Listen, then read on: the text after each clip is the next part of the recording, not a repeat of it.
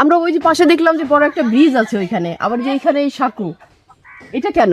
মানে ওই ব্রিজটা হচ্ছে মানে ওই পার যে বাঙ্গাসা গ্রামটা আছে মানে ওইখানে যাওয়ার জন্য ব্রিজটা।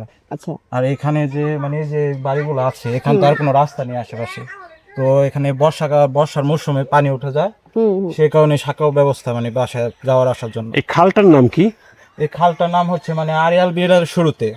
আরিয়াল বিল শুরু হয়েছে এখানে? জি, আরিয়াল বিল এখানে শুরু হয়েছে, মানে এখান থেকে আপনার এই খাল গেছে একেবারে ওইখানে বুড়িগঙ্গা দিয়ে, আবার এদিকে বের হয়েছে পদ্মা নদীতে। পদ্মা নদীতে মানে এটাই বাংলাদেশের বৃহত্তম আরিয়াল বিল বলে আর কি। শুকনোর সময় কি এটা পুরোটাই শুকায় যাবে এই খালটা? হ্যাঁ, শুকনার মৌসুমে এই খালটা মানে খনন করা হয় না, তো সেই কারণে দেখা যায় মানে শুকনার মৌসুমে পুরো একে শুকিয়ে যায়। আর তখনও কি এই যে এই সাঁকো দিয়ে পার হইতে হয় নাকি নিচ দিয়েও যাওয়া যায় তখন?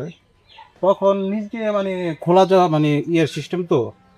আমরা আছি এখন মুন্সিহাটিতে, এটা আদ্দিপাড়া, শ্রীনগর। শ্রীনগর।